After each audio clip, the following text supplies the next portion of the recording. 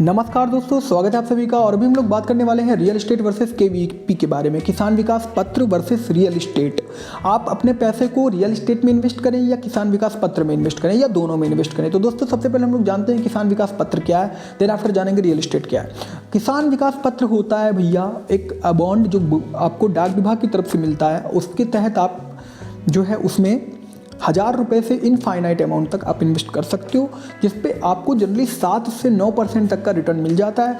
और आज की डेट के हिसाब से देखा जाए तो लगभग 120 मंथ्स में अप्रॉक्सीमेटली आपका पैसा डबल हो जाता है। ठीक है, तो जो भी आपने इन्वेस्ट किया वो लगभग 10 साल 1-2 महीने में डबल हो जाता है, हर साल डिवाइज्ड इंटरेस्ट रेट के साथ मैं बता रहा हूँ। तो इसमें आपको मतलब निश्चिंत हो के आप पैसा, जैसे आप के पास एक पर्टिकुलर अमाउंट है, आप लेकर आए, आपने उसको जैसे ही उसमें जमा किया, आप इतना दिमाग में जान लो कि 7 से 8% तक का उस समय जो भी है आपको रिटर्न जुड़ता मिलना है, और वो एक पर्टिकुलर टाइम के बाद में जाके मैच्योर होकर आपको मिल जाएगा।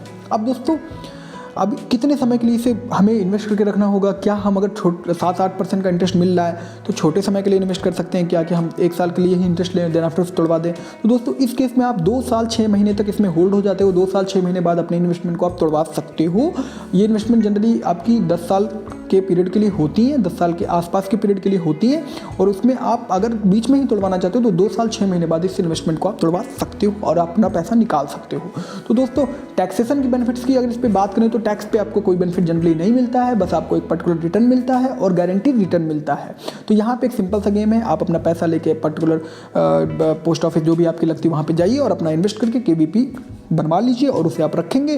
देन आफ्टर आप एक अच्छा इंटरेस्ट रेट पा जाएंगे और आने वाले समय में इंप्रूवमेंट भी हो सकती है इंटरेस्ट रेट की। भाई अभी पैंडेमिक से निकला है देश, तो फिर इस समय इंटरेस्ट रेट में थोड़ी सी जो है गिरावट है हर जगह पे, बैंक्स और हर इंस्टीट्यूशन में। आने वाले समय में अच्छी इंप्रूवमेंट आपको देखने को मिलेगी।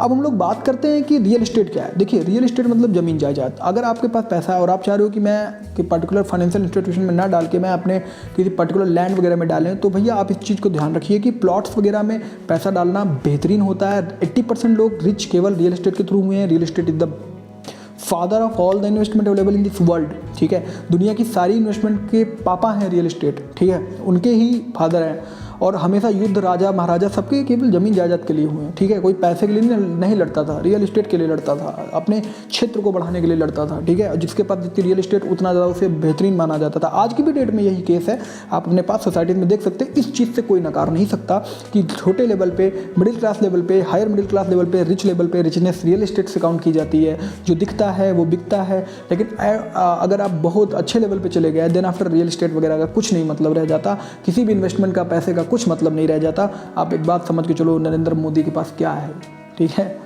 लेकिन वो आपके देश के पीएम है। और सारे पूंजीपति कोई भी हो, क्या वो अपने प्राइम मिनिस्टर से बड़े हो गए? नहीं ना। तो ये बात हमेशा अपने दिमाग में रखिएगा। तो लेकिन एक नॉर्मल इन्वेस्टर की बात चल रही है, तो इसको समझ के चलो कि रियल एस्टेट में आपको किसी भी प्लॉट को खरीदने पे 10 से 12% का एनुअल रिटर्न तो मिल ही जाता है। अब कैसा रिटर्न? वो 10 से 12% की रेट से ग्रोथ तो करता है, लेकिन कभी कभी तो बहुत अच्छी ग्रोथ मिल जाती है। और ग्रोथ तो कंपलसरी है। अगर आपने सही चीज़ को सही दाम पे परचेस किया तो एकदम निश्चिंत रहो, आपकी ग्रोथ तो वो होना ही होना है। लेकिन परचेस के टाइम पे आपको रखना है कुछ चीज़ों को ध्यान, जैसे कि टाइटल किसके नाम है, ओनरशिप किसकी है, वहाँ पे पोजीशन किसका है, मैप में आप चेक करवाओ क्या जो पेपर्स में लोकेशन बताई गई क्या वो एग्जैक्ट लोकेशन मैप्स में है।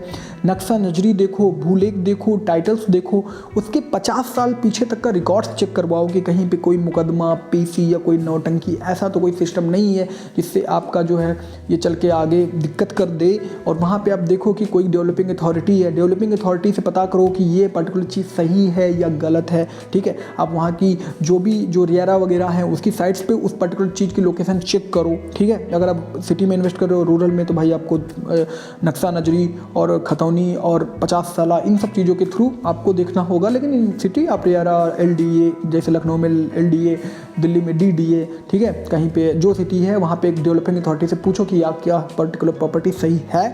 तो इस तरीके से आप उस पर इन्वेस्टमेंट से पहले इन्वेस्टिगेट करोगे, देन आफ्टर आप इन्वेस्ट करोगे और उसके बाद में आपका पैसा 100% ग्रो करेगा और हर एक इन्वेस्टमेंट से बेहतर रिटर्न आपको देगा।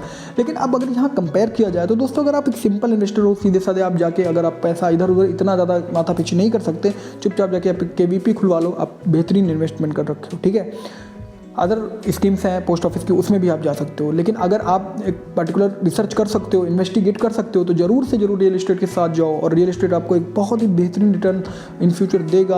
आपके 10 साल बाद आपका KVP वो रिटर्न नहीं देगा जो आपको रियल एस्टेट देगा, अगर आपने सब कुछ सही पाया और आपका एक्विजिशन हुआ, आपने सही पेपर्स सब कुछ सही बेहतरीन रखा, देन आफ्टर आपको एक बेहतरीन रिटर्न मिलेगा। तो रिस्क केस की बात करें तो KVP में तो आप रिस्क बिल्कुल नहीं ले रहे हो, लेकिन in case of real estate थोड़ा सा रिस्क तो है। तो रिस्क है तो risk is directly proportional to the returns. तो अगर आपको बहुत हाई रिटर्न्स चाहिए तो आप रियल एस्टेट के साथ जाओ, आपको बहुत तगड़ी सिक्योरिटी चाहिए तो आप KVP के साथ जाओ। तो दोनों ही बेहतरीन इन्वेस्टमेंट है। लेकिन मेरा मानना होगा कि always diversify your portfolio, never be dependent on the one investment. मतलब कभी भी एक इन्वेस्टमेंट पे ही ना पूरी तरीके से आश्रित हो जाओ, हमेशा कई सारे इन्वेस्टमेंट को करो।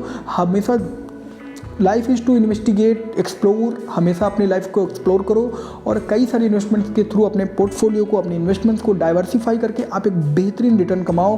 तो आप अगर एक इन्वेस्टमेंट करने जा रहे हो तो आप KVP में भी करो और रियल एस्टेट में भी करो और अदर स्कीम्स में भी करो। तो अपने हमेशा इन्वेस्टमेंट्स को डाइवर्सिफाई करके रखना आपके लिए ही हमेशा बेहतर होगा दोस्तों। तो कैसी लगी आपको वीडियो अच्छी लगी हो तो वीडियो को लाइक कर दीजिए, चैनल को सब्सक्राइब कर दीजिए और शेयर कर दीजिए हर उस दोस्त के साथ जो भी आज की डेट में इन्वेस्टमेंट्स के प्लान को देख रहा है, या फिर कोई भी जो अभी इन्वेस्टमेंट की नॉलेज से कहीं शायद उसका पैसा गलत जगह लगने से पहले बच जाए। क्योंकि दोस्तों मार्केट्स में बहुत सारे फ्रॉडस्टर्स हैं, बहुत सारे अलग लोग हैं जो इन सब बेहतरीन चीज़ें NSE, KVP, PPF, NPS, SGB, real estate, mutual funds, SIPs, लमसम्स, इन सबको ना डिस्कस करके वो डिस्कस करते हैं 3 तीतर जोड़ो, 4 तीतर जोड़ो, चितर से तीतर जोड़ो और बहुत बड़े आदमी हो जाओ। ऐसी चीज़ें जो होती हैं ये बिल्कुल भी आप उस पर विश्वास मत करिएगा। आपको अगर ग्रो करना है तो आप हमेशा चीज़ों को समझिए कि इन चीज़ों में रियलिस्टिक बात कितनी है। जितनी चीज़ रियल उतनी गारंटीड ग्रोथ। ठीक है, तो दोस्तों अच्छी लगी वीडियो को तो लाइक करिएगा, सब्सक्राइब करिएगा और शेयर करिएगा और ज़रूर से ज़रूर हमारे चैनल पे जो भी वीडियोस हैं आपकी क्वेरीज़ को ख़त्म करेंगी, आपकी क्वेरीज़ को सॉल्व आउट करेंगी दोस्तों। जय हिंद।